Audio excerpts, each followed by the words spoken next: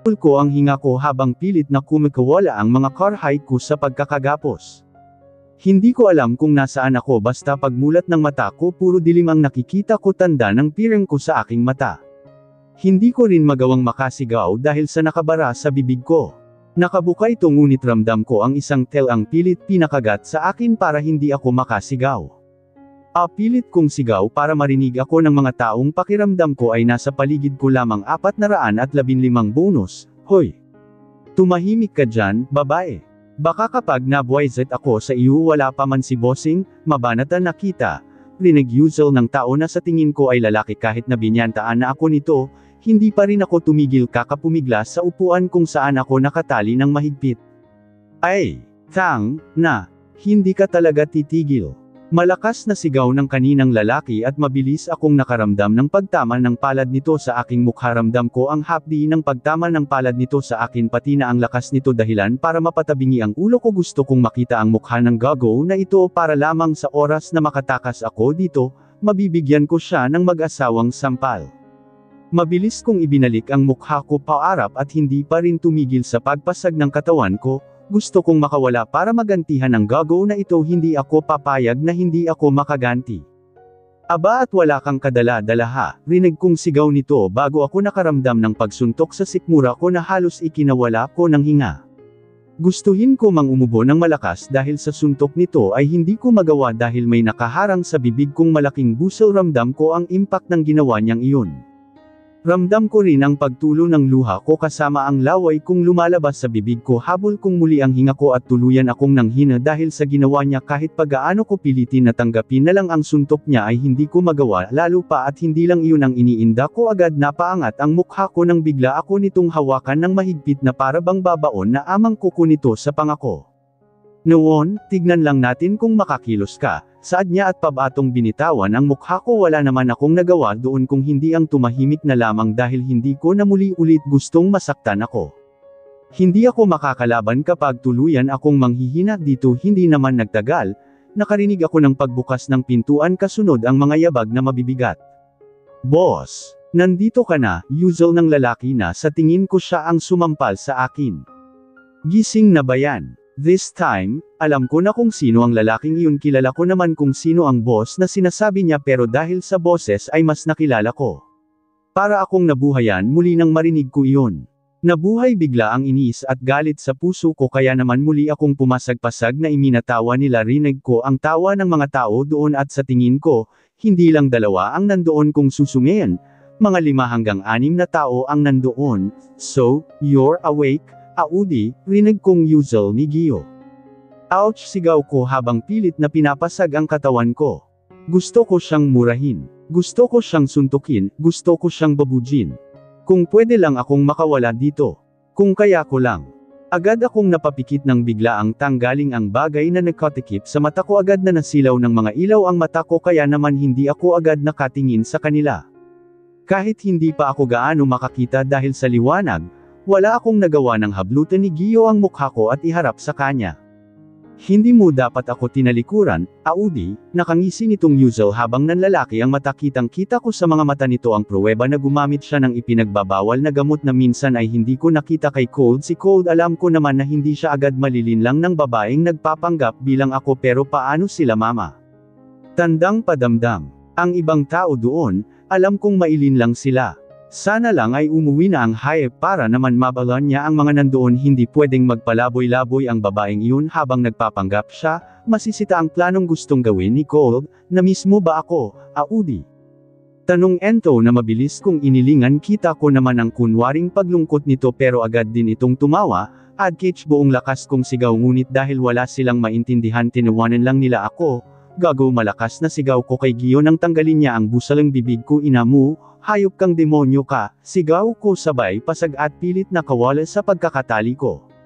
Ramdam ko na ang sakit ng bawat tali sa mga braso, pulsuhan, paa, at dibdib ko pero wala pa rin akong taigi sa pagpasag.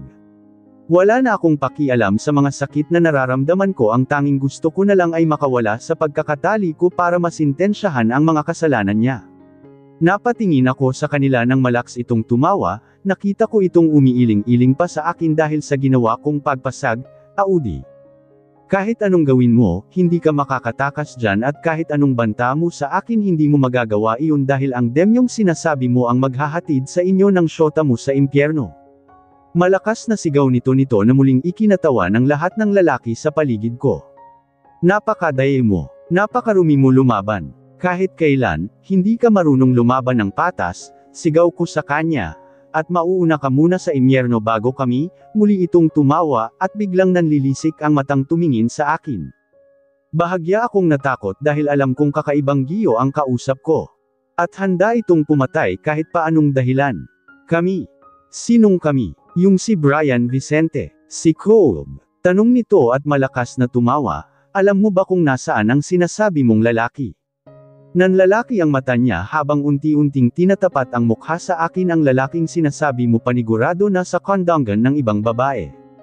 Naninigurado akong hindi niya mahahalata na hindi ang totoong Audi ang kasama niya lalo na kung ibog niya ang paiiralan niya malakas na sigaw nito na halos ikatalsak na ng laway niya sa akin pagkatapos niyang pabagsakin ang halos lahat ng mga shipment ko, paniguradong nagpapakasasa na ang gago mong lalaki sa babaeng ipinadala ko na kanukang kamukha mo. May ngisi niyang usual sabay himas sa mukha ko. Napangisi lang din naman ako sa sinabi Ria dahil kilala ko si Cole mataas ang libog ng lalaking iyon pero hindi sa ibang tao. At tingin mo ba katulad mong bobo si Cole at madaling malinlang ng mga kagaguhan ninyo? Agad akong natamba kasama ang upo ang pinagtatalian ko dahil sa malakas na sampal ni Gio. Halos mapinggi ako sa ginawa niya dahil hindi palad niya ang ipinang-sample niya sa akin kung hindi ang kamao nito mabilis na itinayo ng mga tauhan niyang pulpol ang upuan kung saan ako nakaupo. Ramdam kong gustong tumulo ng luha ko pero pinigil ko iyon dahil hindi mareresolbahan ng pag-iyak ang sitwasyon ko ngayon, kusang gumalaw ang kamay ko. Nakarinig kasing hindi magandang salita ng lalaki ang matang usual ni Gio sa akin itinaas nito ang kamay niya at hindi ko naiwasan na mapapikit dahil sa takot na baka gawin niya ulit agad naman akong napadilat nang maramdaman ko ang kamay niyang pamyuna sa baba ko kung saan nararamdaman ko ang dugo ko. Tignan mo, nagkasugat ka tuloy, kunwari ay malambing nitong usual sa akin sarkastiko naman akong natawa dahil sa ginawa nito, naawa ka sa akin. Wag, Gio. Dahil kapag nakawala ako dito, kahit anong pagmamakaawa mo sa akin hindi kita kakaawaan dahil ang mga katulad mo ay hindi dapat nabubuhay sa mundo, malakas na sigaw ko sabay dere ng dugong naiipon sa bibig ko.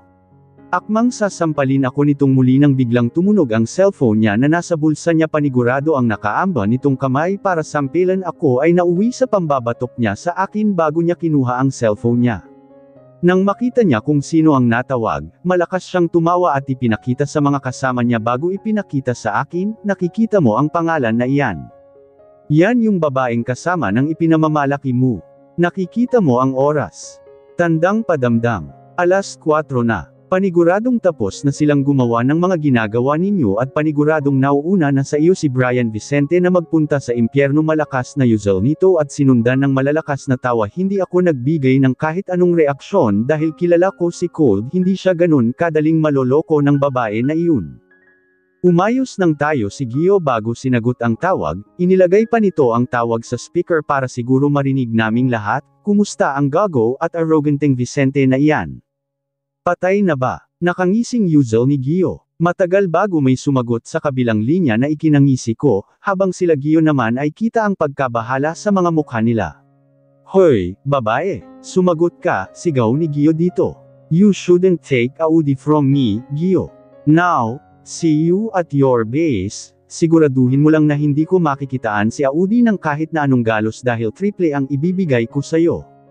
Napangisi ako nang marinig ko ang boses na iyon ni Cole. I knew it. I knew him very well like how he knew me. Hindi siya basta-basta nagpapauto ang lalaking to kahit kanino kaya hindi siya basta-basta mauutakan na patingin ako kay Gio nang bigla niyang ibato ang hawak niyang cellphone at biglang kumuha ng baril sa likod niya at pinagbabaril ang cellphone niya na nasa lapag na parabang kaharap niya si Cole, P** tang nalpitang, Jigo Bilsh** T malalakas na sigaw nito. Sabay-sabay na umiwas ang mga kasama niya nang makita nila na itinapat sa kanila ang baril na hawak ni Gio, boss. Kumalma ka, hindi pa naman alam ng lalaki na iyan ang pinagtatagwan isang malakas na pagsabog ang pumutol sa pagsasalita ng lalaking tingin ko ay sumampal sa akin kanina. Nakarinig din kami ng mga barilan at putok ng baril na sa tingin ko ay nanggagaling sa labas ng kinalalagyan ko. Tignan ng iba ang nangyayari doon. Malakas na sigaw ni Gio na mabilis na sinunod ng 4 saga kasama niya at naiwan ang 6 kasama siya. Hindi ko naman napigilan na matawa dahil sa pagkataranta at pagkagulat na nakikita ko sa mga mukha nila. Mga G***go, saad ko at muling tumawa. Kung ako sa inyo, you better run dahil kapag nakawala ako dito ako mismo ang kikitil ng buhay ninyong lahat, sigaw ko sabay tingin kay Gio. Lalo ka na, nakangiti kong usual, kita ko ang pagngit-ngit ng mga ngipin niya dahil sa sinabi ko at agad na tinaas ang baril para matutok sa akin. Hindi naman ako nagpakita ng kahit anong pangamba lalo pa at alam kong tuliro na rin siya at hindi siya makakapag-decide ng lang anong gagawin niya. Go, shoot me, nakangisi kong usual, boss. Kapag binaril mo iyan, wala na tayong hostage. Wala na tayong pari laban sa kanila, usual ng lalaki habang inaalis ang pagkakatutok ng baril sa akin. Tinignan lang naman siya ng masana ni Gio at sa kanya itinutok ang baril at walang pag-aalinlangan na ipinutok iyon. Sabay-sabay na sumigaw ang 4 pa nitong kasama at sabay-sabay na naglabas ng baril nila. Nang ina, bossing. Walang patayan, sigaw ng isa sa kanila at itinutok kay Gio ang baril. Boss, tumakbo na lang ako ng babae na iyan. Kami na lang bahala dito, usual ang isa na parang nakapagpetino ng isip ni Gio. Marahan niyang aib na ba ang baril niya bago bumalik ang tingin sa akin at ngumisi. Hindi ako magagalaw ni Vicente kung ikaw ang gagawin kung panangga usual nito sabay tingin sa mga kasama niya, kalagan ninyo siya. Bilasan ninyo malakas na sigaw niya sa mga aliports niya na agad naman naging aligaga sa pagsunod sa kanya. 3 silang nagkakalas ng mga taling nakapuiupot sa akin kaya naman agad akong nakaisip ng pwedeng gawin para hindi ako maitakas ng buwisit na ito. Habang kinakalagan ng kamay ko nasa harapan ko ang isang lalaki, pinagmamasdan ko lang ang kilos at katawan nito. Hinahanap ko rin ang baril niya na hanang maramdaman kong unti-unti nang nawawala ng higpit ang kamay ko, agad kong inilusot ang kamay ko sa awang ng lubat. Sinakto ko na maluwag na rin ang pagkakatali ng katawan at paa ko kaya naman agad kong kinuha ang baril na nasa tagiliran ng nasa harap ko at walang tinggi ng binaril ang nasa likod at naanan ko habang ang nasa harapan ko ay mahigpit kong niyakap ang mga binti ko. Agad ko ring pinaputukan si Gio na agad tumakbo para makapagtago. Mga bobo, sigaw ni Gio at agad sa isang pader, mga inutil, rinaggiit niya. Habang busy si Gio sa pagwawala, ako naman ay busy na tutukan ang kaharap ko. Pakawalan mo ako o ikaw ang susunod sa ngakamasa mo. Jay-gripuhan kita sa tagiliran, sanggal ko sa kanya na halata ang takot sa mata. Oo, saglit lang, natatarantang usual nito.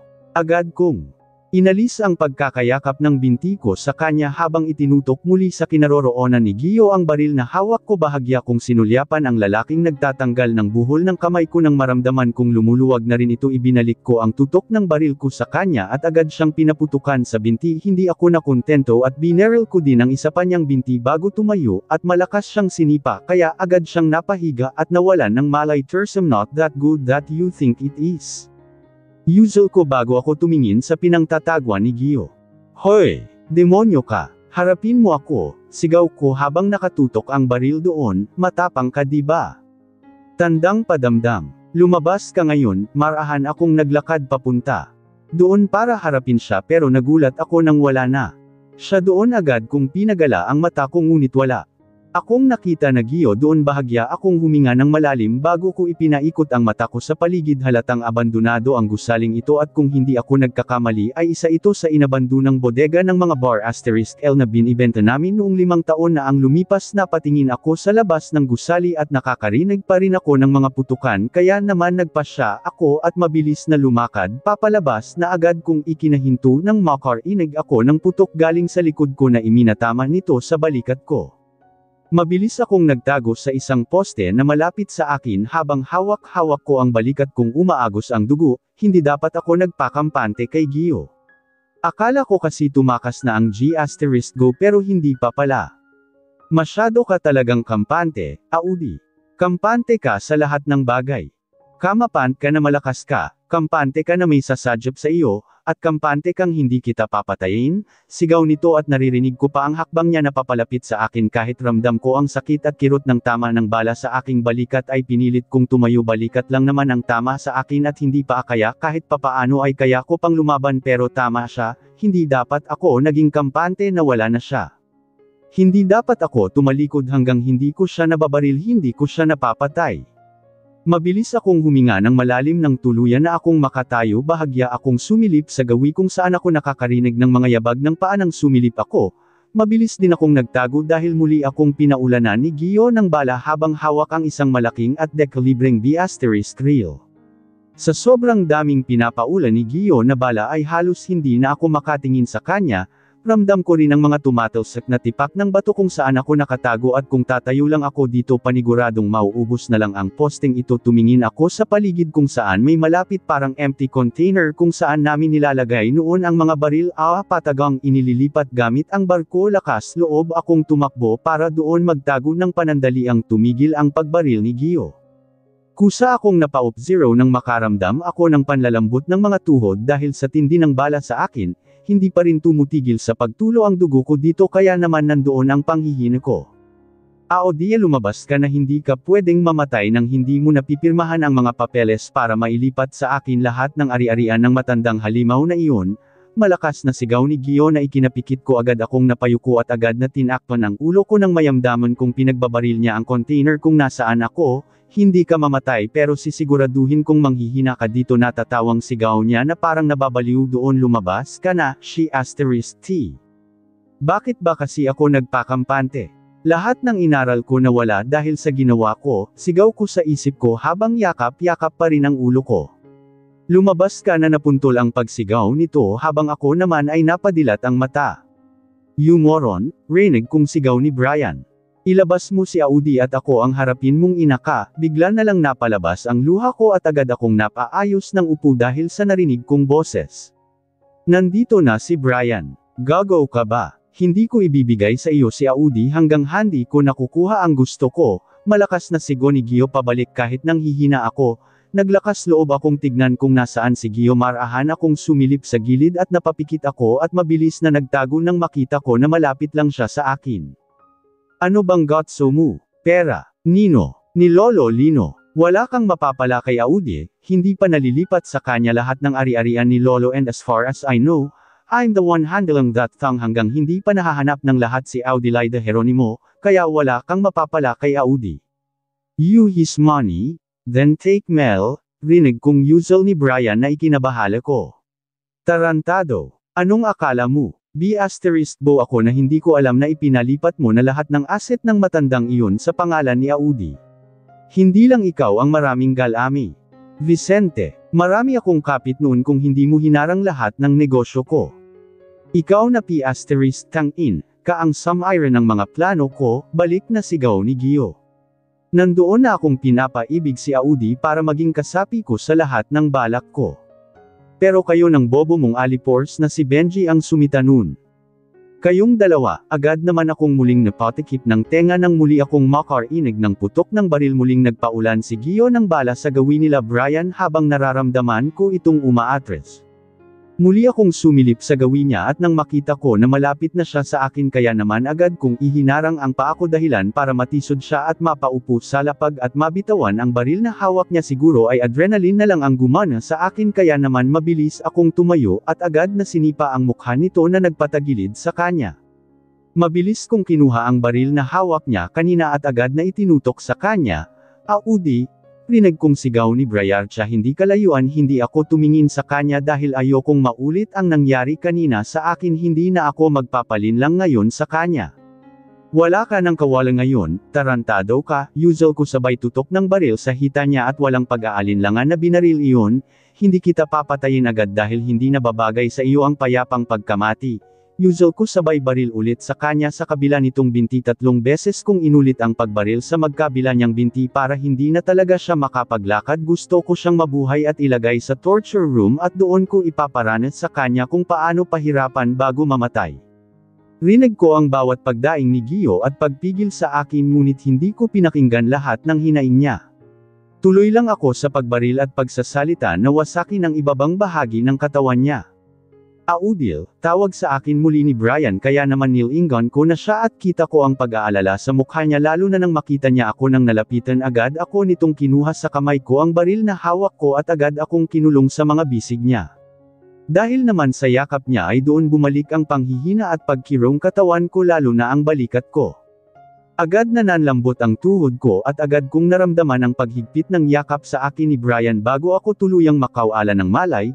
Nakarinig pa ako ng isang putok ng baril na panganga na lang ako nang maramdaman ko ang balang tumama sa likurang bahagi ko parang biglang namanhid ang katawan ko at tuluyang nanghina ito. Hanggang dito na lang ba talaga ang buhay ko? Wala na ba akong karapatan na sumaya kasama ang pamilya ko? Magiging maayos naman siguro sila mama sa pag-aalaga ni Brian, mukhang hindi ko na maisusuot ang singsing na ibinigay sa akin ni Brian. I wish he can find a woman who is deserving to him. I'm sorry. Ilang pang putok ng baril ang narinig ko kasunod ng pagtawag ni Brian sa pangalan ko hanggang tuluyang nandilim ang paningin ko kasabay ng pagtulo ng luha ko. AODIE. Stay with me, baby. Matigas kong usual saad habang hawak-hawak ang katawan niyang parang lantang kulay na. Nasa kotse na kami ngayon at papuntang hospital dahil hindi ko na alam kung kakayanin ko pa ba siyang iligtas na ako lang ang gagawa. She needs expert to survive this at hindi ako yun. Boss, ano pong gagawin doon sa Gio? I want him in hell. Itali ninyo ng patiwarik ang Gigo na yun at wag na wag aalisin ang bantay sa kanya. Hindi pa ako tapos sa kanya madidiing utos ko sa isa sa mga tauhan ko na siyang kausap ng mga kumuha kay Gio. Hindi pa ako tapos sa kanya. Hindi ako papayag na hindi ko mapatay ang gago na iyon. Wala akong aititirang kahit na ano sa kanya.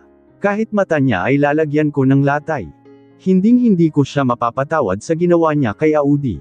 Muli kong hinawakan ang palso ni Audi para tignan kung pumipintig pa ito. Agad akong napapikit at napatadyes ang panganang maramdaman kung unti-unting nawawala ang pintig nito. Drive faster, malakas na sigaw ko sa tauhan kong nagmamaneho bago muling tinignan ang mukha ng babaeng mahal ko. I can see some bruises on her face, even on her lips. Nakikita ko na rin na nagkukulay ube na rin ang labi nito kaya naman wala akong nagawa kung hindi ang ipikit ang mata ko at manalangin habang mahigpit ang kapit ko sa kamay ni Audi. Oh, God! Not Audi, please. I know I'm not a good person, with not good people but, please, just this time, save Audi. Sa lungguhit saktong pagdilat ko ay nasa tapat na kami ng hospital, mabilis ang bawat kilos kong ibianabo si Audi na agad kinuha ng doktor sa emergency room. Nang makita nila ang kalagayan ni Audi, nakita ko ang mukha nilang nawawala ng pag-asa kaya naman agad kong kinuha ang kwelyo nito at inilapit sa akin. Save her or I will burn this hospital. Kasama kayo mading usual ko na ikinatakot niya. We will do anything just to save her. Do it now.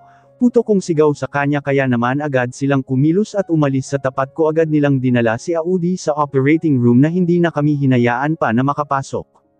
Wala akong nagawa kung hindi ang mag-ante doon habang nakatingin lang sa kamay kong puno ng dugo ni Audi. T can't lose her, mahinang usual ko at sa muling pagkakataon, muling tumulo ang luha ko habang ikinukuyom ang kamay ko. I can't lose her, Lolo, I can't lose her.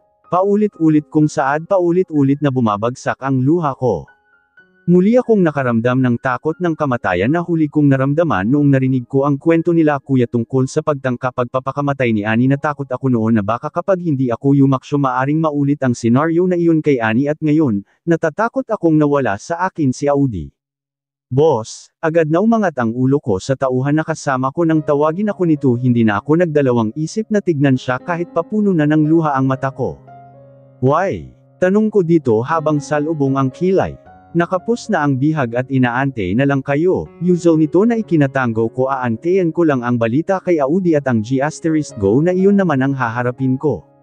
Hindi ako makakapayag na hindi ko magawa ang gusto ni Audi. Ang pahirapan siya habang unti-unting pinapatay. Mabuti. Higpitan ang pagkakagapos at hindi pa ako tapos sa gago na iyon, gigil na isal ko na ikinatango nito. Muli akong yumuko at tinitigan ang mga dugo sa kamay ko bago muling umiling, kung sana lang ay naging mabilis ako. Hindi sana mangyayari to. Boss, alcohol panasan mo muna iyang mga dugo mo sa kamay. Pinagtitinginan ka ho, rinig kong usual ng tauhan ko. Tinignan ko lang naman siya pati ang dalahiya. Bukod sa alcohol may dala rin siyang pamuna, sa tingin ko ay kinuha nila iyon sa nurse station. Marahan kong kinuha iyon at ibinuhos sa alkang mga kamay at pinunasan, pero kahit ano palang punas at pagtanggal ko sa dugo ni Audi lumilinis man ito, ngunit mawala sa pakiramdam ko ang mga dugong iyon. Makalipas ang halos 5 oras, agad akong napatayo nang marinig kong magbukas ang pintuan ng operating room kung saan ipinasok si Audi kanina. Kanina halos mawala na ako ng buhay nang biglang mag-code blue ang maraming dugo ang dumating at hindi ko alam kung para kanino iyon noong una, pero nang sabihin na para ito kay Audi, para akong nabato sa kinatatayuan ko at ngayon nga lang lumabas ang doktor na tumingin kay Audi. How is she? Tell me, lakas loob kong tanong sa doktor. Huminga ito ng malalim bago tumanggo-tango. Maraming naging complications during the operation at sa totoo lang ay hindi madali ang naging operasyon, lalo na at naubusan na halos ng dugo ang pasyente. Marami rin na-damage na organs sa kanya dulot ng mga tama ng bala. Tell me, how is she? For I want a straight answer. Gigil na putol ko sa kanya dahil naiinis ako sa mga paligoy-loy niya. Naagapan namin ang mga komplikasyon pero wala pang kasiguraduhan kung kailan siya magiging pa ba siya. Usually too, while she's in recovery, sa 1CU muna siya para mas maobserbahan kung magkakaroon pa ba ng komplikasyon ang katawan niya. Sa pagkakataong sinabi niya ang recovery, kahit paano ay nabunutan ako ng tinik sa dibdib. Alam ko naman na lalaban si Audi, madyay gising siya at babalik sa amin, hindi niya kami kayang iwan ng pamilya. Can I see her now? Tanong ko na mabilis na ikinatango ng doktor. Agad ako nitong pinaasikaso sa isang nurse para mapuntahan ko si Audi. Binigyan ako ng isang laboratory gown, face mask, gloves, at hairnet para protection sa akin. I don't actually need these but I need to follow them just to visit my love. The moment I got in the ICU where Audi placed for recovery, my heart broke into pieces the moment I saw her with so many tubes and machines in her body. I can't help but to close my eyes and feel those tears comes from my eyes. Hi, babe. I greeted her the moment he got close into her. He held her hand and caressed it with my thumb. Please, fight. Our family is waiting for you, Audi, I said with a hoarse voice. Hindi ko na napigilan pa ang pag-iyak ko dahil tuluyan na akong napahagulgol. Napayuko na lang ako sa kamay nito at doon umiyak. I don't remember when was the last time I cried because of someone. As far as I remember, I'm always been so cold and tough, but now, I don't know if I can still do that. Seeing Audi almost lifeless makes me weak. It's so ironic that the person makes me strong is the reason why I'm slowly becoming so weak. Marahan kong inangat ang ulo ko, tinignan siya doon. Marahan kong pinunasan ang luha ko at madiin na pumikit bago muli siyang tinignan. You will be with US again, right? Take your time, Hilang, they're waiting for you. I'm waiting for you, baby. Marahan kong saad bago hinalikan ang kamay niyang walang buhay. Nagtagal pa ako doon ng ilang minuto bago ako pinalabas dahil may oras lang ang dalaw sa ICU. Nang makalabas na ako, wala akong nagawa kung hindi ang tunanjin sa kanya gamit ang salamin na pumapagitan sa aming dalawa. Hindi ko alam kung kailan siya madyay gising, pero alam ko nagigising soya because let her die is not on my option. Kung kailangan kong magbayad ng malaki para lang mapahaba ang buhay niya, gagawin ko. Marahan akong umupo sa waiting chair na nasa labas ng ICU. Agad kong kinuha ang cellphone ko at humanapang pwedeng makausap. I really want to talk someone right now.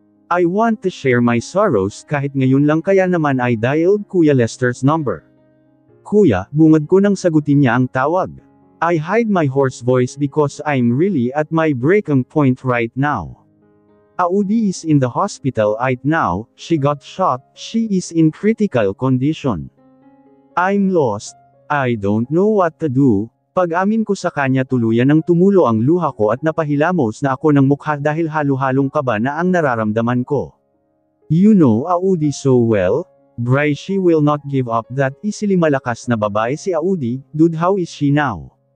Where is she? She's here in the ICU, recovering.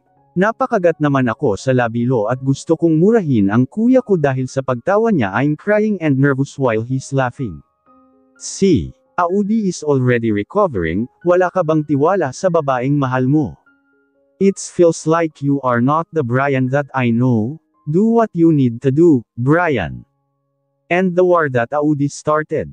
And that war by eliminating the person who did. Thank ka Audi, it's okay to cry because of your feelings after that. Think, pangangaral nito sa akin na ikinahinga ko lang ng malalim. Actually, you don't really need me. You just want to tell this to me just to validate your wants. Gusto mo lang talagang may kumanpi sa iyo na tapusin ang buhay ng kaaway mo. Go na. Huwag ka nang magdalawang isip, hindi nagdadalawang isip ang Brian na kilala ko. Matapos niyang sabihin iyon ay agad niya ibinaba ang tawag. Napatawa lang naman ako habang tinitignan ang ibinaba niyang tawag.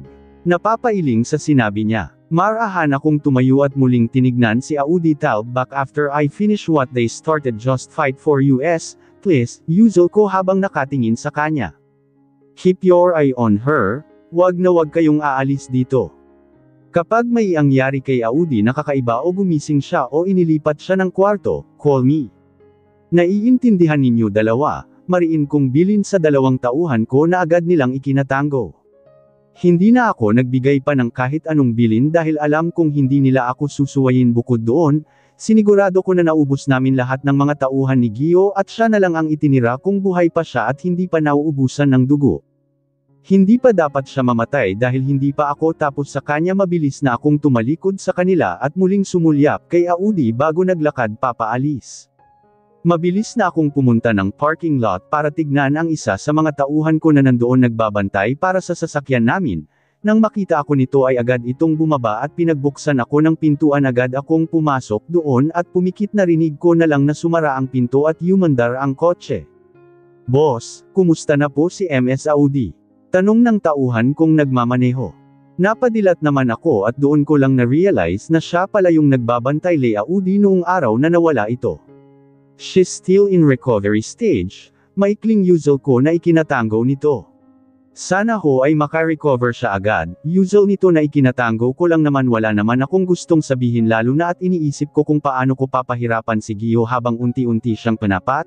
Imuli na lang akang pumikit para ipahinga ang sarili ko. Pagod na pagod ang utak ko at medyo magulo pa ang isipan ko sa maya nangyayari. Gusto kong ipahinga ang isip ko dahil baka kapag hindi ito nakapagpahinga, bigla ko na lang bunutin ang baril ko at putok *n ang ulo ni Gio. Sa pagpikit ko ay hindi ko na namalayan na nakatulog na pala ako. Nagising na lang ako nang tapikin ako ng tauhan ko na nagdadrive sa akin. Boss, nandito na po tayo. Yuzel niya na tinanguan ko. Doon ko lang napansin na halos paapan na pala ulit. Sa sobrang daming nangyari ay halos hindi ko na nasundan ang araw. Marahan na lamang akong tumanggo sa kanya bago lumabas ng kotse at naglalakad papasok ng bahay. Hindi pa man ako nakakaasok ng tuluyan nang salubungin ako ng isa sa mga tauhan ko at bakas ang pag-aalala sa mukha niya. Boss, nandyan ang mama NMS Audi, Yuzel nito. Hindi naman ako nabigla nang sabihin sa akin na nandito sila lalo pa at halos 2 araw na silang hindi pinupuntahan ng anak nila. I don't know if I will tell them about Audi's condition but I don't want to lie about that dahil una sa lahat, mas may karapatan silang malaman iyon kesa sa akin. Napatango lang naman ako at marahan na naglakad papunta kung nasaan ang mama ni Audi.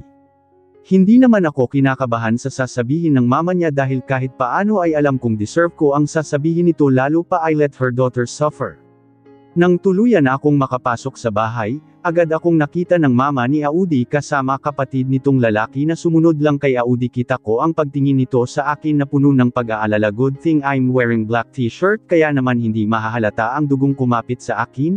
Ma'am, bati ko at marahan na kinuha ang kamay niya para magmano. Kawan ka ng Diyos, Yuzel nito na bahagya kong ikinaisip. Kakaawaan ba ako ng Diyos kung marami na akong kasalanan na nagawa sa kanya at sigurado akong gagawa pa ako ng kasalanan? Kakaawaan ba ako na tuparin ang hiling kong buhayin niya si Audi at bigyan ng pangalawang buhay? Hindi na ako magpapaligoy-ligoy pa, gusto ko lang sana malaman kung nasaan si Audi. 2 araw ko na kasing hindi nakikita, Yuzel nito na agad humawak sa kamay ng anak niyang lalaki. Pasensya na po, kuya ha. Sinabi ko, naman kasi kay mama na nandito lang si ate kaso ayaw makinig kasi napanaginipan niya si ate kagabi nagpapalam raw sa kanya. Biglang singit ng kapatid niya na ikinatahimik ko. Paano ko ba sasabihin sa kanila ang kondisyon ni Audi ngayon? Malalim akong huminga bago muling binasa ang labi ko gamit ang laway ko. Ang totoo niyan, sinadya kong putulin ang sasabihin ko dahil kinakabahan ako sa magiging reaksyon ng mama niya. Audi is in the hospital, pag-amin ko na sabay nilang kinagulat. She's in the ICU and recovering from the injuries she encountered. Ang sabi ho ng doktor ay hindi pa alam kung kailan siya magising dahil masyadong maraming dugo ang nawala sa kanya. Pagpapatuloy ko.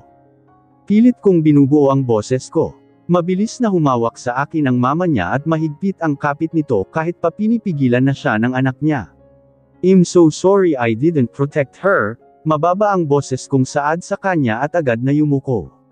Anong nangyari sa kanya? Bakit nandoon siya? Tanong nito. Pwede ba namin siyang puntahan? Sinong nagbabantay sa kanya? Habol pa nito. Mabilis ko siyang tinignan at marahan na tumango.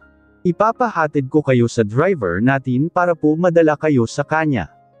Pasensya na ho talaga, saad ko at hindi na ako nagbigay pa ng ibang detalye.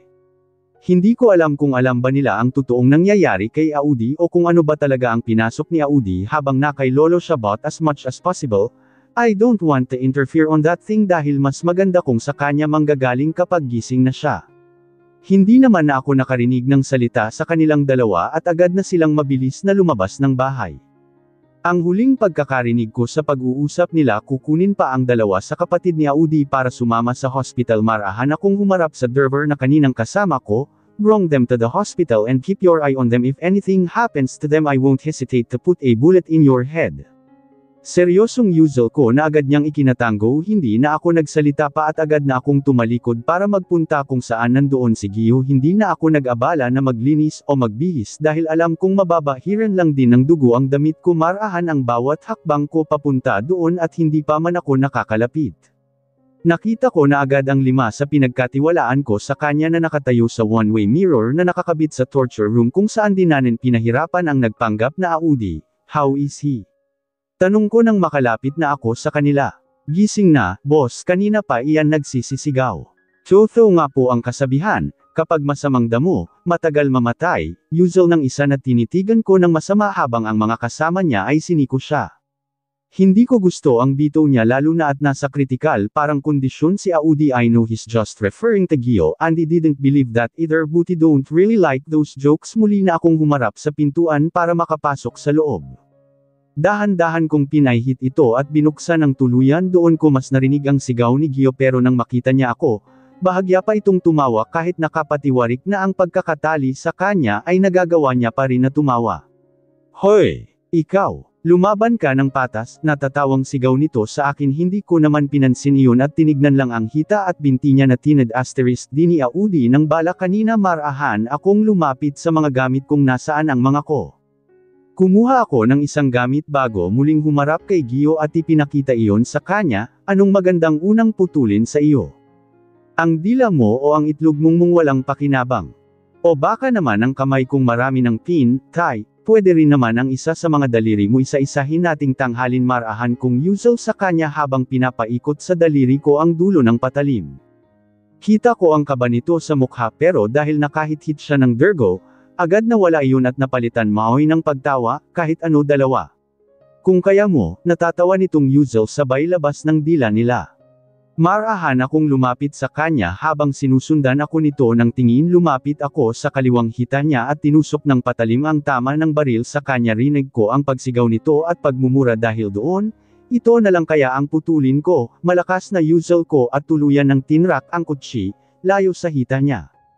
Pinaikot ko pa iyon na mas nagbigay ng ingay sa kanya. Wala akong pakialam kung umiyak siya doon dahil ang gusto ko lang ngayon ay pahirapan siya. Marahan akong umupo at tinignan ang mukha na niya na nasasaktan, masakit. Tatanggalin ko na ba? Nanlalaking mata kong tanong sa kanya. Hindi ko pa naririnig ang sagot niya at mabilis kong tinanggal at muling itinarak sa kabilang hita niyang may tama rin ang bala katulad ng ginawa ko sa hita niya kanina. Ay pinaikot kong mul ang cuts asterisk layo at ngumisi sa kanya. Mas matindi pa dapat ang ginawa sa traidor na katulad mo, sigaw ko at malakas na hinugot ang cuts layo.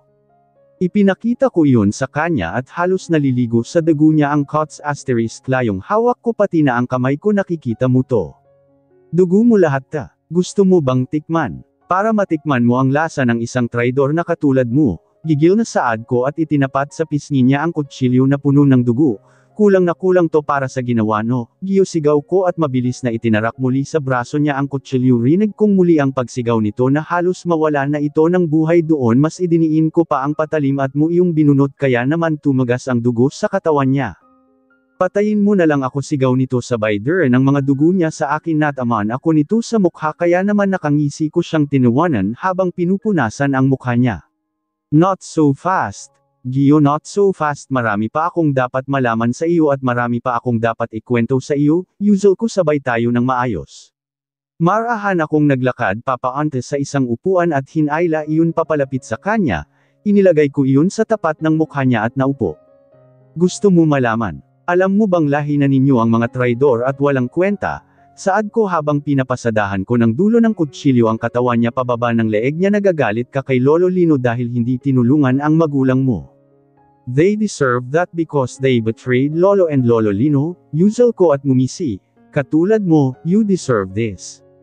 All of us deserve what are happening to our lives. Alam mo ba kung sinong hindi deserving sa *tang-in ng buhay na ta? Marahan akong tumayo at sinipa ang upuan palayo para masipa ko ang ulo niya. Kita ko ang pagtagilid ng ulo nito kaya naman umupo ako at hinawakan ang buhok niya at hinarap iyon sa akin. Halos mapapikit na siya dahil sa noo ako. Nagkukulay ube na rin ang labi niya, siguro ay dahil sa kakulangan sa dugo, pero hindi pa ako tapos. Si Audi lang ang hindi deserve sa nangyayari na ta. You know what happened to her after what you did to Lolo and Benji?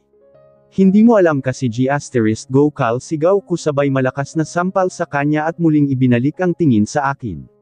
Hindi ko nasasabihin kung nasaan si Audi ngayon dahil hindi naman na importante iyon at ayokong malolman niya na kahit mamati siya ay may parte sa kanya ang nanalo. Patayin mo na lang ako, mahina at putol-putol nitong usual na ikinangisi ko. Marahan akong lumapit sa mukha niya. Huwag kang mag-alala, doon ka rin pupunta, kailangan ko lang malaman kung nasaan ang mga file ng mga susunod mo pang shipments. Sabihin mo lang at hindi na kita pahihirapan, usual ko at tinitigan siya. Nasa Nakabi bahay ni M. Mansion, putol-putol na usual niya. Tuluyan ang pumikit ang mata nito kaya naman mahina ko itong sinampal na ikinadilat niyang muli. Hindi ka sa ganyan mamatay, Gio, saad ko at tumayo. Naalala mo kung paano mo sinunog ang katawan ni Benji? Tanong ko na bahagyang ikinaawang ng bibig nito. Ngumisi ako at tumawa ng mahina. Ganun ka dapat, Mommer, iwala ka pa sa impyerno. Sinusunog ka na. Usual ko at tumalikod sa kanya mul kong inilapag ang kutsilyo sa lamesa at lumabas ng kwartong iyon. Mabilis kong tinignan ang 5 nandoon na nag-aantay ng iuutos ko. Nakahanda na ang puno na pagsasabitan sa kanya, saad ng isa na ikinatanggo ko. Sabit siya doon at hayaang lamunin ng apoy. Walang buhay kong utos at tumalikod sa kanila. Marahan na akong naglakad papunta sa itaas na bahay para maligo dahil babalik ako ng hospital para tignan ang pamilya ni Audi, pati na si Audi. Kailangan kong masiguro na nasa mabuting kalagayan siya. Tapos na, babe, tapos na, ikaw na lang ang inaantay namin, bulong ko habang hinahayaan na mabasa ang katawan sa shower.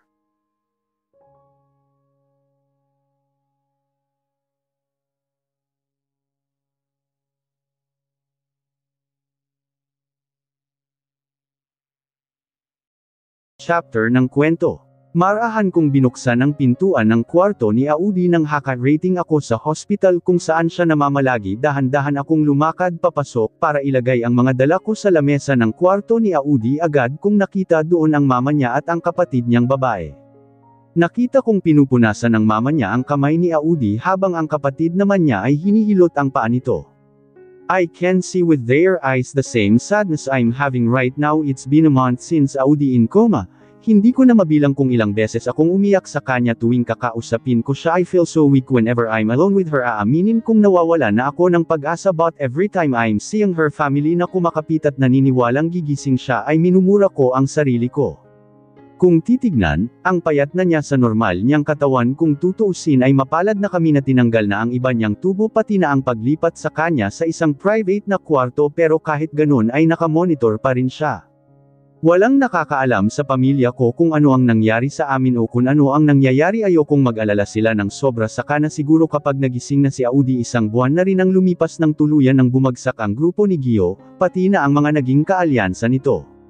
Ang ilan sa mga shipment na natira ay tuluyan ng hindi natuloy ng dating mansyon ni Lolo Lino ay pinalinis ko para mawala ang mga masasamang alaala na nandoon. Si Audi na lang ang baalang magdesisyon doon kung ano ang gusto niyang gawin, tutal sa kanya naman na nakapangalan ang bahay na iyon. Magpahinga na po kayo, ako na po munang bahala sa kanya, usual ko na ikinatingin nila sa akin, may pagkain din po akong dala, habol ko pa.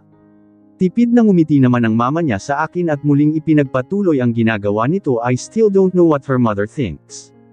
Naalala ko noong pinuntahan ko sila dito noong unang linggo ni Audi ay hindi ako nito pinapansin. I know part of her is blaming me because of what happened to Audi, lalo pa at ako ang lagi nitong kasama after those weeks. Nginingitian na ako nito kahit tipid lang, hindi ko na muna tinangka na lumapit dahil nandoon pa sila. Ayokong pakialaman kung ano ang ginagawa nila kay Audi, pero nang makita ko na tumayo ang kapatid niya pati ang mama niya ng maayos at nakangiting tumingin sa akin, doon na ako lumapit at upo sa upuang nasa tabi ni Audi. Agad kong hinawakan ang kamay nito at dinampyan iyon ng magaan na halik bago hinimas-himas. Marahan akong tumingin sa kanya at hinimas rin ang mukha niya. First back, usual ko, how are you? I can stay in our house while you are here. Gising ka na? Uwi na tayo. Saad ko at mahigpit na hinawakan ang kamay nito. I miss you so much. Salungguhit, I miss the way you teased me. I miss how you talk. I miss how you laugh. I miss your presence. Babe, pilit kong pinawi ang luha na nagbabadyang lumabas sa mata ko para hindi ako maiyak. Muli kong hinalikan ang kamay nito at ilang ulit yung ginawa bago muling tumingin sa kanya. Nakita ko pala yung papel na sinulatan mo kasama ng singsing na ibinigay ko sa iyo. I'm still waiting for you to fulfill that promise. Sabi no doon isusuot mo pa iyon, kaya naman inaantay ko yun. Mabilis kong pinunasan ang luha kong hindi ko namalayan na tumulo na pala. Napatingin naman ako sa likuran ko nang makaramdam ako ng isang tapik sa likuran ko. Bahagya akong nakalat nang makita ko si Kuya Lester na nakatingin sa akin. Oo nga pala, may isa nga palang nakakaalam na na-hospital si Audi. Kuya, what are you doing here? Tanong ko at mabilis na tumingin sa likuran niya para tignan kung may kasama ba siya. Don't worry, it's just me. Usual nito sabay lingon sa mama ni Audi at ngumiti. Ibinalik nito ang tingin sa akin at sinenyasan akong lumabas. Wala naman akong magawa kung hindi ang sumunod. Nagpaalam lang ako sa mama ni Audi bago kami lumabas ni Kuya. Bakit itinago mo? Tanong nito nang bahagya na kaming nakalayo sa kwarto ni Audi. Nakaupo na kami sa mga waiting area. Brian, you need someone to talk to. Why didn't you even tell me? Hindi mo sinabi na ganito na pala ang sitwasyon. Isang buwan na iyon, halos sermon pa nito. Just don't want to bother you, but we always bother you whenever we need your help. Wala namang masama na humingi ka sa amin ng tulong, pamilya mo kami. Nag-iisa mong nilalabanan iyan. Seryosong putol nito na ikinayuko ko na lang mariin kong pinagsiklab ang kamay ko at hindi ko na itinago ang nararamdaman ko. Isa-isang tumulo ang luha ko bago tumingin sa kanya. Kuya, I'm scared. What if she didn't wake up? Paano ako? For the past years of my life, ngayon lang ako nagdasal para iligtas si Audi. Para mabuhay si Audi. Natatakot ako, usual ko habang umiiyak. Tinapik naman nito ang balikta ko at hinimas-himas. Gigising naman si Audi, humihinga naman siya. Wag kang panghinaan ng lubusal nito sabay abot ng invitation card na ikinakunot ng noo ko. Marahan kong nabut iyon sabay punas ng luha ko. Marahan kong tinignan at kusa akong napangiti nang makita ko ang mukha ni Naya pati na ang photos nitong nakaparang strawberries. Naya? Wrote Audi and your name dahil invited kayo sa birthday niya by next month. Also, yung pinsan nating maloko. Magpo-propose sa mag-ina niya and they expecting you and Audi to be there. Malaki ang naging papel ninyong dalawa sa buhay ng pamilya na iyan kaya naasahan kayong dalawa. Usual nito na iminahigping hawak ko sa invitation na hawak ko. I don't know if we can. Audi is still. Hindi ko natuloy ang sasabihin ko dahil muling bumagsak ang luha ko. Tinapik-tapik ni Kuya ang balikat ko at pinapagaan ang kalooban ko. Naniniwala akong gigising iyan si Audi. Kuya Brian, naputol ang pagsasalita ni Kuya Lay at sabay kaming napatingin nang marinig ko ang boses ng kapatid ni Audi na babae. Mabilis akong tumayo at sinalubong siya. Bahagyang nag-alala ako nang makita kong may luha sa mukha niya. Anong nangyari? Tanong ko dito pero wala siyang sinagot sa akin kung hindi ang pagturo sa kwarto. Conjivi, saan siya galing? Para akong nabato sa kinatatayuan ko dahil sa posibleng senaryo na makikita ko doon. Parang ayokong ihakbang ang mga paa ko. Move. Brian, senggal ni Kuya Lay sa akin na ikinatingin ko sa kanya marahan akong tumango at ibinigay sa kanya ang invitation na hawak ko, go now. Tatawag akong doktor, usual nito sabay tapik sa akin marahana akong naglakad papunta sa kwarto ni Audi bawat hakbang ko ay ramdam ko ang kabog ng dibdib ko na parabang lalabas na sa dibdib ko, shout this is the first time I have this feeling, bulong ko sa sarili ko. Malalim akong huminga bago tuluyang pumasok sa loob. Muli akong nabato sa kinatatayuan ko nang marinig ko ang iyak ng mama ni Audi. Akala ko iiwan mo na kami salamat sa Panginoon at nagising ka na, anak tears fell on my cheek the moment I heard her words. She's awake ang lakaninang nabato kung mga paano at mabilis na humakbang para makita ng tuluyan si Audi mang tuluyan akong makapasok at bumungad sa akin ang nakadilat nitong mga mata habang hawak ng mama niya ang kamay niya. Ouds, mahinang tawag ko na ikinalinggan nila sa akin, gising na siya, mahinang usual ng mama niya habang may ngiti sa labi.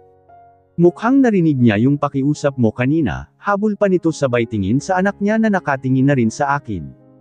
Bago pa ako makalapit ay may doktor na agad na lumagpas sa akin habang may mga kamay naman na tumapak sa akin you're too slow, usual nito na ikinatingin ko sa kanya, mamaya ka na lumapit kapag natapos na siyang i-check up ng doktor, habol pa nito sabay lagay ng invitation sa dibdib ko. Kinuha ko na lang iyon at itinago sa bulsa ng leather jacket na suot ko. Hindi ako kumikilos sa kinatatayuan ko habang tinitignan kong i-check up si Audi ng doktor. Kung paano inaalis ang ibang mga tubo na nakakabit sa kanya, congratulations. She's okay but still hindi dapat tayo magpakampante kaya naman tomorrow we will conduct her some test para masigurong nasa ayos na ang kalagayan niya. I suggest na i-admit pa siya dito hanggang bumuti ang pakiramdam niya. She should also undergo a therapy dahil matagal na hindi nagalaw ang lower body niya. Pahayag ng doktor sa akin matapos niyang i-check up si Audi. Tumango naman ako dito bilang pagsang-ayon dahil iyon rin naman ang gusto kong mangyari. About sa food niya, Doc? Tanong ko sabay tingin kay Audi na malamlam ang matang nakatingin sa amin, oh. About that, just water for now para hindi mabigla ang katawan niya use only cotton to give her water. Saad nito na ikinatango ko kusa namang napangiti ang labi ko nang makita ko ang pagkunot nito ng noo mukhang mahihirapan ako na pasunurin siya sa bagay na iyon. I'm pretty sure, she's so hungry right now. Pagkatapos namin kausapin ang doktor ay umalis na rin ito kaya naman marahan na kaming lumapit ni Kuya Lady don't know what to say kaya naman tumabilang ako doon at mahigpit na hinawakan ang kamay niya. How are you? Usual ni Kuya sabay tingin sa akin at umiling-iling, he doesn't know what to say he is crying a lot Kuya. Tawag ko kay Kuya Lay na ikinataas lang naman ang kilay niya, what? Tandang padamdam. I'm just saying what I saw earlier. Usual nito sabay tingin kay Audi na tipid na nakangiti sa amin, do you want something? Tanong ko, you want water? She nodded her head gently to answer my question. I let go of her hand for a while then walked towards the table where a bottle of water is there. Kinuha ko iyon at kumuha rin ng bulak para mapainom siya. Nang makabalik ako sa pwesto ko kanina marahan akong umupo sa tabi niya at nagsali ng tubig sa takip ng boteng hawak ko. Napakunot ang noo ko nang marinig ko ang tawa ni Kuya Lay habang si Audi naman ay marahan na hinawakan ang kamay ko, you're trembling, mahina ngunit sapat para marinig ko ang sinabi niya, imbak so, relax. Marahan kong binaba ang nanginginig kong kamay at tumingin sa kanya hindi ko na mabilang kung ilang beses akong umiyak ngayong araw o nitong isang buwan na nagdaan pero itong iyak ko ngayon ay luha ng kasiyahan. I missed you so much, babe. Usual ko at mabilis siyang niyakap wala na akong pakialam kung natapon na ang tubig sa kamay ko ang tanging pakialam ko na ngayon ay yakapin at damhin muli ang init na nagmumula kay Audi, thank you for coming back, bulong ko sa kanya at marahan na humalik sa ulo nito. Are you sure you are okay? Tanong ni Brian habang inaayos nitbi ang gamit ko sa duffel bag na pinaglalagyan ng mga gamit ko. Napanguso naman dahil sa tanong niya. Hindi ko na mabilang kung ilang ulit niya akong tinanong niyan ngayong araw. Oo nga it's been 2 weeks since I woke up, sa bahay na ako magpapahinga at magpapagaling. Tugon ko habang marahan na umuupo sa corner ko sa totoo lang ay okay naman na ako may mga nararamdaman pa pero normal naman na siguro iyon para sa isang tao na matagal na natulog, nakalatay sa kama may pamamanhid pa akong nararamdaman sa katawan ko dahil doon pero. Mas okay na akong sa bahay magpahinga kesa dito dahil para lang akong nagkakasakit lalo. Nakita ko namang marahan na ibinaban Brian ang hawak niyang damit ko na niliigpit at naglakad papalapit sa akin agad nitong iniyakap ang braso niya sa balikat ko habang ako naman ay iniyakap din ang mga braso sa kanya. Sa totoo lang ay sobrang na-miss ko siya simula nang magising ako. Wala atang araw na hindi ko hinawakan ang kamay niya vice versa dahil lagi rin naman niyang hawak ang karne ko. Hindi pa kami nakapag-usap tungkol sa kung ano ang nangyari sa mga kalaban namin basta ang alam ko lang ay tapos na at wala na kaming dapat pang alalahanin. Kaming dalawa na lang din ang nandito ngayon dahil sila mama at ang kapatid ko ay naghahanda sa bahay para sa pag-uwi ko. I'm still worried about you, Ouds, kung pwede lang na dito muna tayo para mas masiguro natin na nasa maayos kang kalagayan. Usual nito sa akin na ikinatawa lang ko. Totoo naman iyan, dahil kahapon nang sabihin ko sa kanyang gusto ko nang umuwi, marami itong tanong sa doktor at sa mga laboratory test ko. Tersem okay? Naghilom na rin naman ang mga sugat ko pati ats ka, di ba may pupuntahan tayo next month? I have to practice my walking. Ayokong mapansin nila ang nangyari sa akin. Usual ko na ikinahinga niya ng malalim. Hindi naman kasi alam sa kanila na ang nangyari sa akin si Kuya Lester lang ang nakakaalam, kaya naman ayokang mapansin nila dahil sigurado akong mag-aalala sila at aawayin nila si Brian dahil hindi nito sinabi ang nangyari sa akin. Ayoko din naman na mawala sa mahalagang kaarawan ni Inaya, kaya naman gusto kong makarecover agad para wala na akong aalalahanan sa Kenya kapag nagkita kami. Fine, hindi naman ako mananalo sayo. Usual nito sabay irap ng mata na ikinatawa ko lalo sabay hampas ng mahina sa tiyan niyang katapat ko. Napaka natatawang usual ko sabay iling na pangiti na lang naman ito sa akin at hinimas-himas ang buhok ko. I miss you so much. Malambing na usual nito na ikinangito ko naman. I feel how much he misses me every time he's here with me. He's always at my side. Kapag atutulog kami nakatabi siya sa akin at mahigpit ang yakap nito. Para king ilang taon na hindi nagkita but honestly, I'm glad that I'm still alive. Akala ko talaga ay mawawala na ako at hindi ko na magagawa ang mga pangarap ko na natili lang kami doon na magkayakap habang patuloy niyang hinihimas ang buhok ko. Matapos naming dalawa na maglamangan doon, muli na niyang ipinagpatuloy ang pag-aayos ng gamit ko. Inantay na lang namin na dumating ang doktor ko para mapirmahan ang discharge form para makalabas na kami dito. It feels good outside the hospital. Masayang usual ko habang tulak-tulak ni Brian ang wheelchair ko. Kahit paano naman ay kaya ko nang maglakad dahil nag-therapy naman ako sa hospital, pero syempre ayaw naman nitong isa na maglakad ako dahil mapapagod at mabagal din raw ako maglakad. Pinapili pa nga ako kung buhat ba raw o wheelchair. Syempre pinili ko ang wheelchair dahil ayoko naman magkaroon kami ng public display na dalawa. Ang sarap masinagan ng araw. Nakangiting saad ko. Mabilis naman akong napalingon kay Brian nang marinig ko itong tumawa. Nang matignan ko ito ay agad ko siyang pinalo dahil ang pagtawa niya ay sinasamahan pa ng pag-iling. Hindi naman siya nagsalita at ngumiti na lang sa akin. Wala siyang paki sa palo ko kahit kailan. Nang makarating kami sa kotse ay bahagya akong napangiti nang makita ko ang lalaking kasama ko noong nakad na pako. Maaudi. Masaya akong uuwi ka. Usual night, masaya rin ako. Kapag okay na ako, sparring ulit tayo ha. Tugon ko na ikinatawa lang naman ito at tumanggaw tango. Bago pa kami magkaroon ng mahabang usapan, agad na kaming pinutol ni Brian. Sa usapan namin binuhat na ako nito papasok ng kotse at inayos ang pagkakaupo ko. Matapos noon ay agad na kaming bumiyahe papunta ng bahay niya. Hawak-hawak lang niya ang kamay ko habang pauwi kami para bang ayaw na niyang bitawan. Gusto ko man matawa sa kanya ngunit minabuti ko na lang na hindi. Ayokong asarin siya dahil mukhang seryoso na naman siya sa buhay. Nang makarating kami sa property niya dumiretso sa bahay nila mama.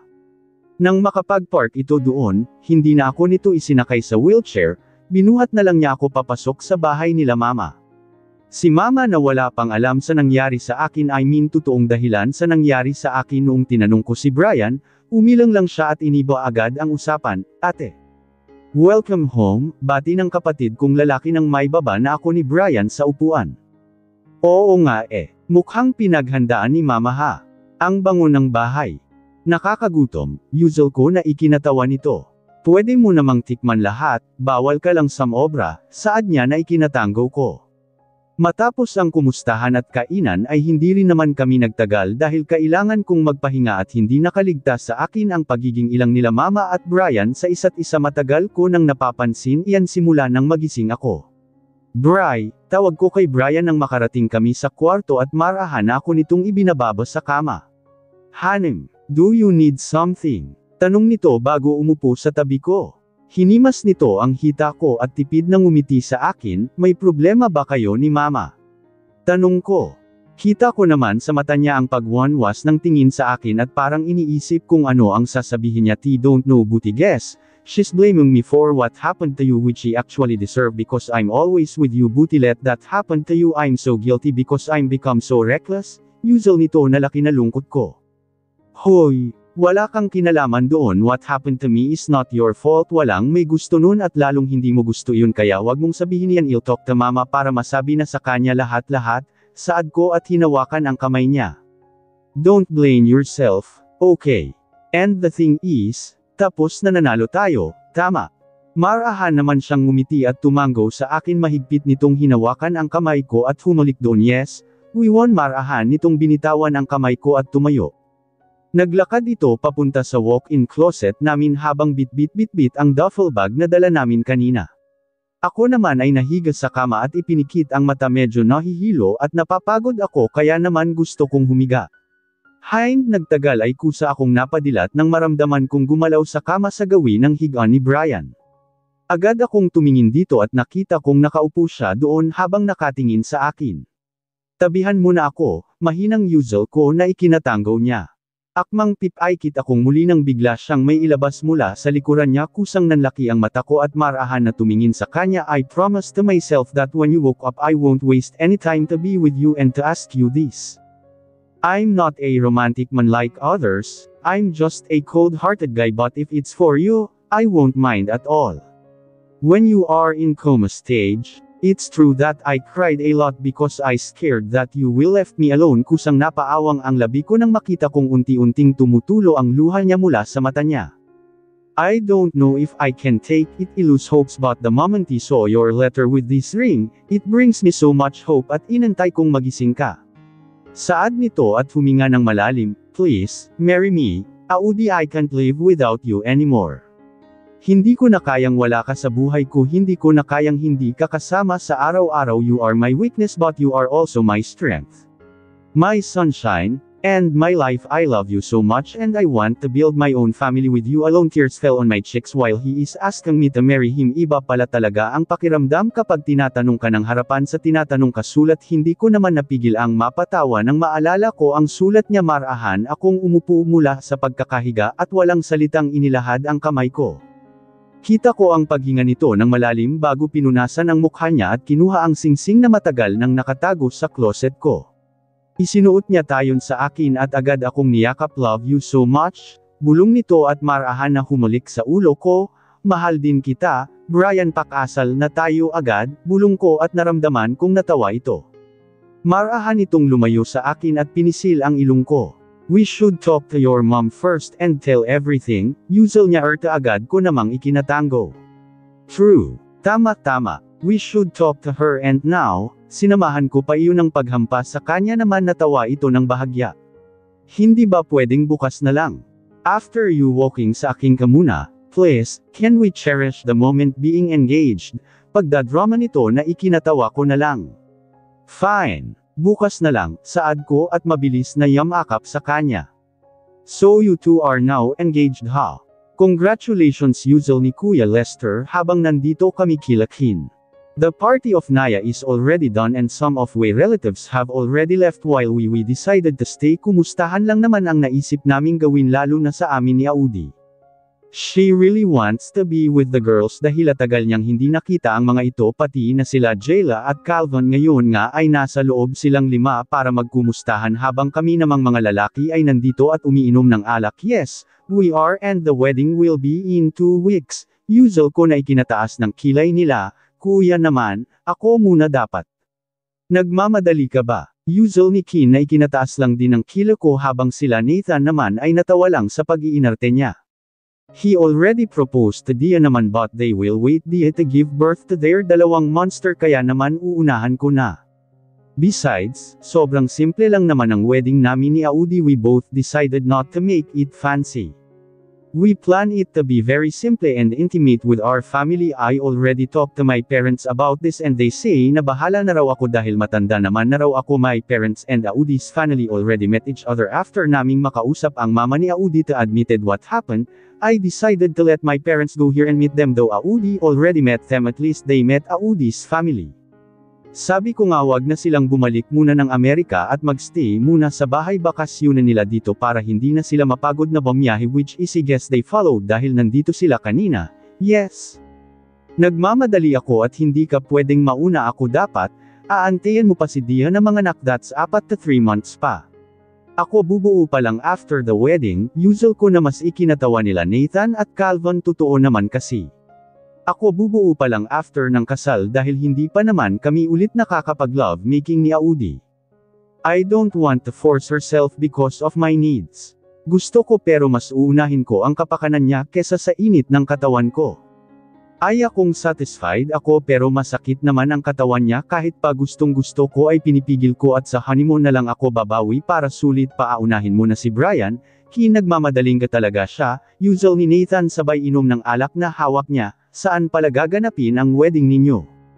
Are we invited? Habol niya. Of course. All of you are invited. Kung hindi ko kayo imbitahan edi paniguradong aawayin.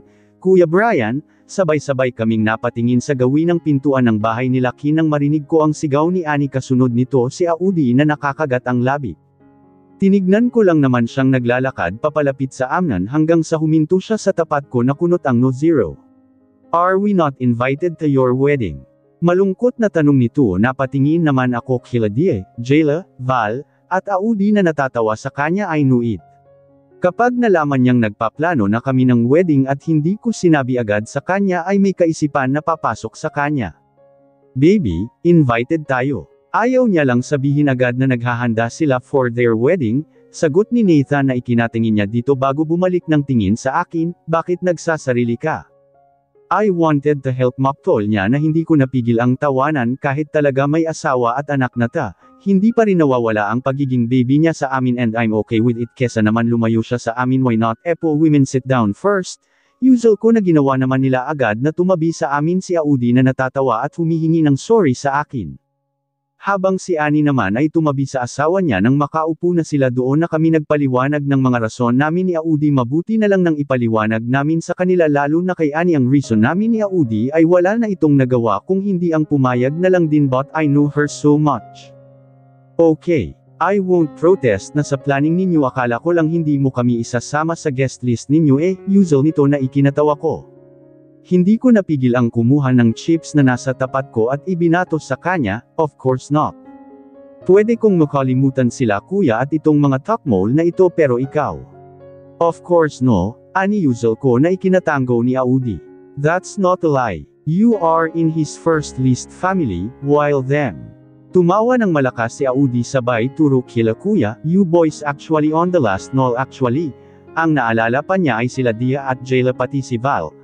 Kanya lang kayo naalala noong tinitignan na niya yung mga inilista ko, natatawa niyang saad kaya naman nagkanya-kanya ng reaksyon at tawanan naman yung mga babae. I just smile at them kasi totoo yort nauna ko talagang naalala sila Dia at Jayla tapos naalala ko na kaya ko sila naalala dahil asawa pala sila nitong magkapatid. Matapos ang katuwaan namin, we decided to call it a night. Nagkayayaan na rin ang nuwi dahil mga pagod na rin at hindi na pwedeng magpagabi pa. Congratulations! Malakas na pagbati ng mga pinsan ko sa amin nang mahalapit kami sa lamesa kung saan sila nakapwesto. Napairap na lang ako sa kanila nang kanya-kanya silang nag-abot ng nga regalo nila. Actually we didn't ask them but of course. Kahit naman hindi sabihan ng mga ito lagi na lang may mga pasupresa. Kuya, alam mo, hindi ko akalain na sweet ka pala. Grabe! Ang galing ng vows mo, kanya-kanya naman ang tawa ang mga nakapaligid sa amin nang banggitin yun ni Annie, even my wife laughing at me and pinch me for no reason. You, of course, I can be romantic sometimes, tugon ko na ikinairap naman nito. And you, why are you laughing? Am I not romantic to you? Tanong ko kay Audi sabay mabilis siyang inilapit sa akin. Bahagya naman ako nitong inilayo but because I'm stronger than her, She didn't succeed on pushing me kaya naman agad ko siyang kinain sa labi na nagbigay ng kakaibang ingay sa mga pinsan ko habang si Audi naman ay pinalo ako, Kuya. We know that you are in a hurry but please, get a room. Ang landi mo saad ni Dan sabay inom ng alak niya. Sabay-sabay naman kaming tumingin sa kanya na ikinataas ng kilay niya, why not? Get a woman who you will get serious. Naiingit ka masyado sa amin, usual ni Kuya Lester na tinanguan naman namin dude. Get a woman? Stop playing nahuhuli ka na. Usual ni Calvin sabay akbay sa asawa niyang tumatangu-tangu din, zero o nga, guys. Try to date, Jada, malakas na usual ni Annie na ikinakunot ng noo ni Dan, ew. Si Shrimpy, no way. Ayokong makipag-loveng-loveng na nalkatakip ang mukha, ayan. Puro kasi loveng-loveng ang Alan ikaya walang nakuluhang descent, usual naman na biglang laki na hampas ni Dia sa kanya nagulat naman kami nang tumayo si Dan at umalis sa lamesa. Napailing na lang kami sa kanya dahil naasar na naman siya. Kayo talaga, inasar na naman ninyo ang single, usual ni Audi habang nakatingin kay Dan na naglalakad papalayo. Hayaan mo siya, ate pressure ang tawag doon, saad naman ni Annie sabay kindat sa amin. Wag na ninyong pansinin si Kuya at kayo na ang magloveng-loveng single nito sabay turo sa akin, yung promise mo. Babae, matare na saad niya, I'll do my best then, natatawang saad ko sabay hapit sa bewang ni Audi na natatawa lang. Matapos naming nag-usap doon, nagpaalam kami sa pamilya namin and escape. I hold my wife's hand tightly enough to tell her how much I'm excited to this. Na mukhang napansin naman niya kaya naman nakarinig ako sa kanya ng tawa habang paakyat kami ng kwarto namin, mukhang matagal-tagal mong tiniis ang init mo saad nito na ikinatawa ko.